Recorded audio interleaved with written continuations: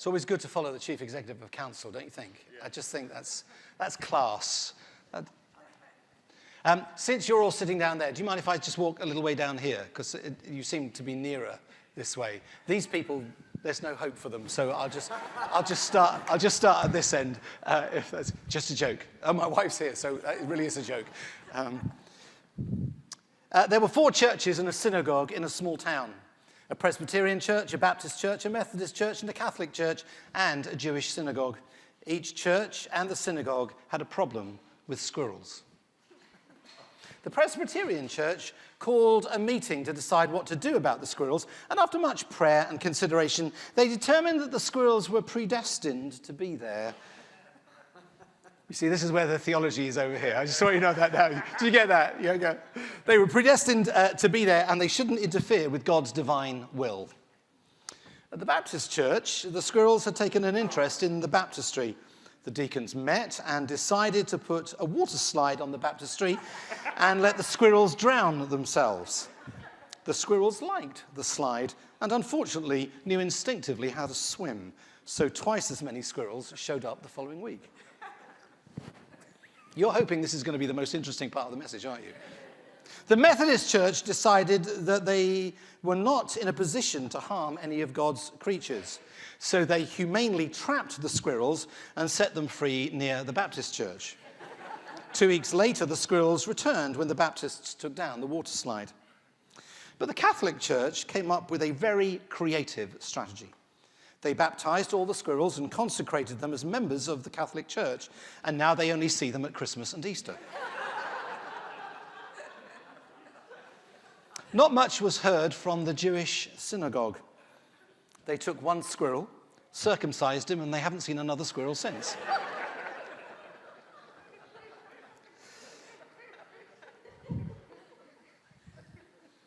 It's downhill from here. Do you know, the interesting thing is that there is so much about church that goes on, isn't there? I mean, you know, there's the stuff to do, there's the organizing. Do you realize there are no rotas in heaven? You won't be asked to sign up on a rota in heaven. Isn't that amazing? Nearly there.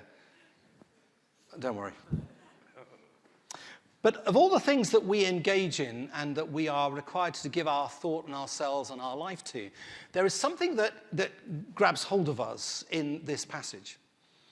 And Paul writes to these Christians, and he says, for this reason, and the reason is all the stuff that he's just written, all the stuff about what it means to be connected to Christ, to have this close encounter with him, to live as the church of Jesus, and the richness and the things that God would do through the church. Paul says, for this reason.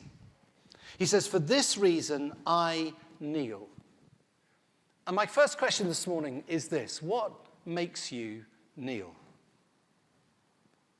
It's not part of our culture. We don't kneel to anybody unless you've had obviously, some might have, the privilege of going to the palace and being invested with something. But actually, we don't kneel before priests or politicians or anything now.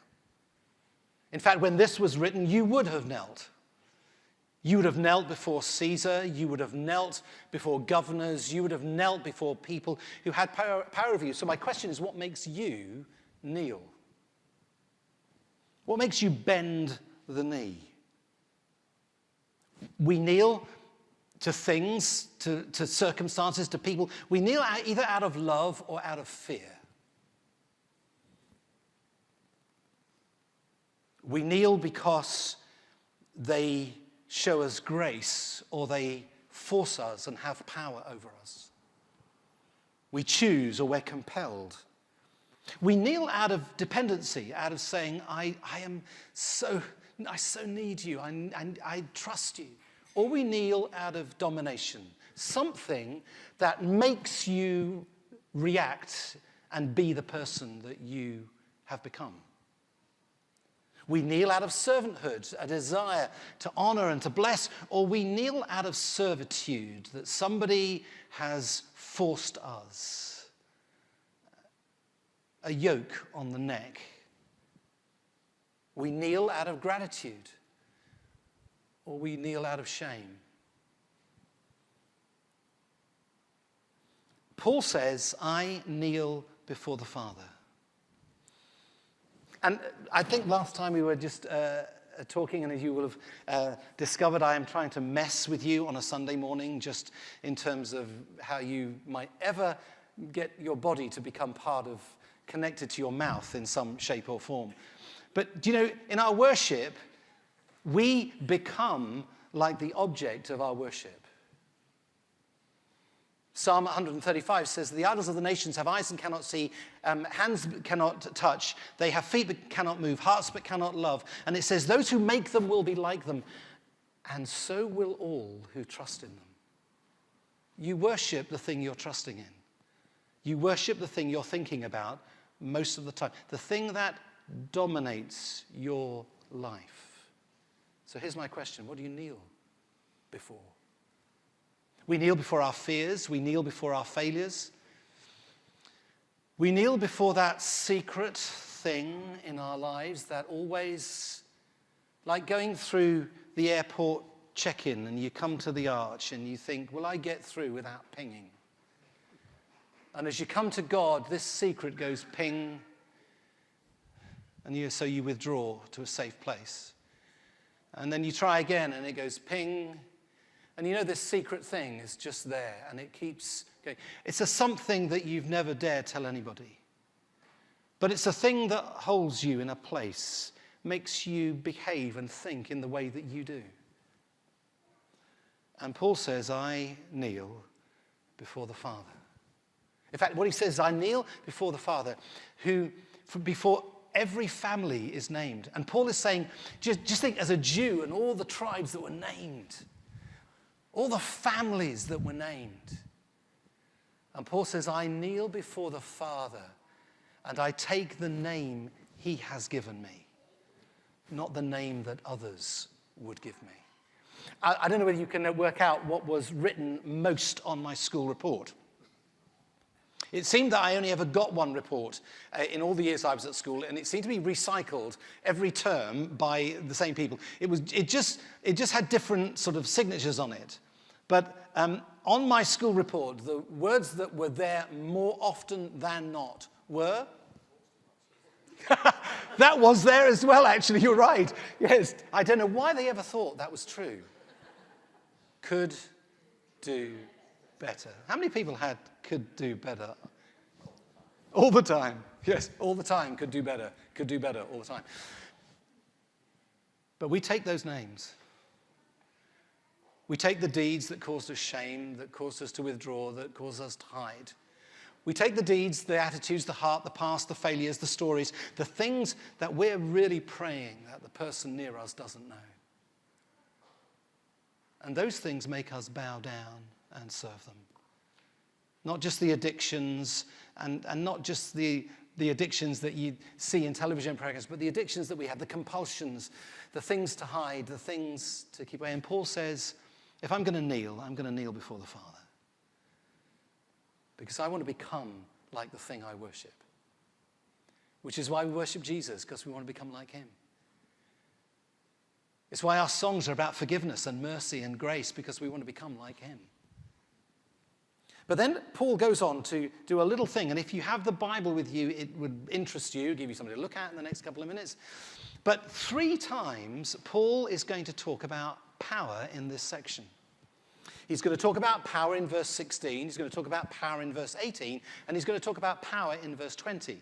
In the NIV, they're all listed normally as the word power.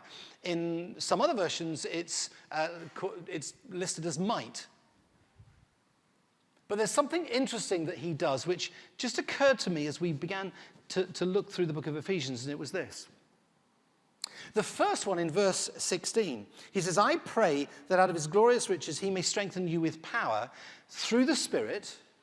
And the goal of that power through the Spirit is so that the Christ might dwell within you, that Christ might be center here. That's why we've been singing this morning, Jesus shall take the highest honor. That Christ, and Paul says this power, that's what this does by the Holy Spirit. It's a work of God. Something happens in us, body, mind, and spirit, and it's how Christ dwells in us. The word he uses is the word dunamis. It's the dynamite word. It's the power word, specifically of miraculous power. It has the connotations of a strength, and the flip side of it is of a violence, of a determined resolve to bring about what it says. Jesus always does what it says on the tin. Now, if you then go back, that is about Christ dwelling in us. You need the Holy Spirit to get Christ to dwell in you. You can't do it by philosophy, you can't even do it by theology, and you can't do it by hard work. There comes a point when you have to say to God, I kneel, let Christ come dwell within me. Now, if you then go down to verse 20, it's an interesting thing here that he comes up with the same word in two variations, the dunamis word. And he says, now to him who is able, to him who is dynamite, he's talking about God's power. He says, to him who is able to do measurably more than we ask or think. So this is God's power at work, and it's still the dynamite word. But he flips it through. He says, not only does God have this power, but actually he can do more than we ask or imagine according to that power at work in us. So the church that I grew up in, well, I grew up in home with my mum and dad, but we seem to spend a lot of time at church. But the church that I grew up in, they told me that I was supposed to be like Jesus. Agreed? All youth workers say yes. It's true, isn't it? But what they meant was they want me to be nice. They want to be truthful. They didn't want me to spit, smoke, swear, or chew. They wanted me to stand up when I was supposed to stand up, sit down when I was supposed to sit down, and most important of all, they wanted me to shut up. They didn't tell me that to be right like Christ was not only to share his character and his nature and his spirit in me, but actually I was supposed to be involved in the things that he was involved in. I was supposed to do what he did. They didn't want me to be like Jesus in his power. You think, hang on a minute. Jesus gave authority to his disciples to do what he did. John Wimber calls it the stuff we get to do. Not just to live like Jesus in truth, but to be like Jesus in his work. And that's what Paul's talking about here. He's saying, look, God's power that puts Christ to dwell in you is the same dynamite that actually something happens by which God is at work and he's at work through you. It's according to a power that's at work in you. You're involved. Don't look at me like that. It's not my fault. It's in the Bible. You are involved. So when somebody is sick, you're involved. When somebody's lost, you're involved. When somebody's down, you're involved. When somebody's in need, you're involved. And God is involved through you in that process. Agreed? You've got to say yes because it's in the Bible. Okay. Now, what about the third power? Because in verse 18, it says that you may have the power together with all the Lord's holy people. Yes, I know there are some downsides to this. We've got to do it together. This power thing isn't about me, it's about us. And actually, it's about church. I know church would be much simpler if I wasn't in it for you. But bear in mind, I've probably had the same thought about you as well. You know, I think a benign dictatorship would work really well for me, just so long as nobody else was involved. But Paul says this power is at work in us, and it's us. And most of the time, the New Testament talks about the gifts and the power of the Spirit. The you that it talks about is a plural you, not a singular you. It's about all of us. But this is what he says. He says that you may have the power together with all the Lord's people to grasp how wide and long and high and deep is the love of Christ. And that's what interested me. Because believes in him should not perish, but have everlasting life. God so loved, and by that we're saying God the Father so loved the world that he gave his only begotten Son, that whoever believes in him should not perish but have everlasting life. So in John 3:16, you've got this sense the narrative is beginning to unfold. Loved by God. That's it. It's not something that we work up. It's not something that we produce. But when you know that you are loved, when the reality that God loves you. Do you know God actually likes me? I mean, I know you're thinking, what? He does. He really does. God likes me. If he's having a party, I'm the first name on his list to say, I've got to check that Wes can come. Because that's exactly what you do with your friends. When you're doing an event, there are people that you want to be there, and you're prepared to change the date. Obviously not a wedding anniversary or anything like that, I appreciate it. But you're prepared to change the date to make sure that they can come. Agreed? Come on, you've done that. Why cannot God say, I really like having Wes around, and Nick, and Ferris, and Mary, and Joan, and Sue, and Claire? I really like having them around. God hasn't got a problem with you. But to know that you are loved. When you know that you're loved, you're not afraid to risk and reach out.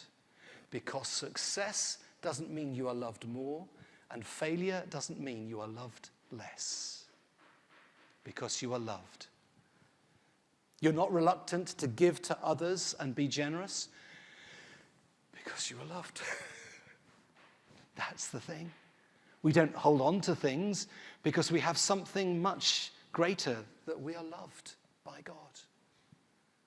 We're not hesitant to serve others. We're not resentful or unforgiving or mean-hearted. And we do not measure our lives by our performance, but by the sense of his presence. The pleasure of God. What do you feel right now? Are you here because, well, at least you can tick this off for the day. Church, done. And you can go away into this afternoon, please yourself, and think, done that. Or do you sit here thinking, whoa, come on, God, a bit more, Jesus, a bit more of you, a bit more of you. Do you sit here thinking, when's he going to stop? Or do you sit here thinking, wow, I just think God's sitting next to me right now.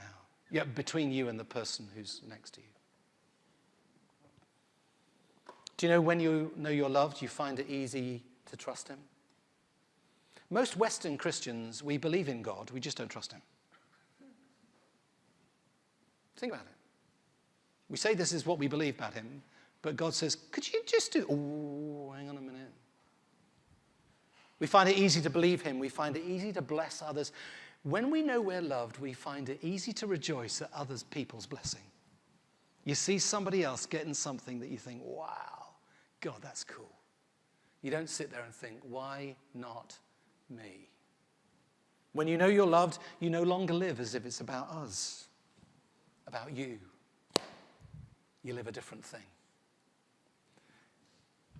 And Paul says the secret to the life that's in us, becoming the life that flows through us, is that we know that we are loved by God. Because whatever you do, you're loved.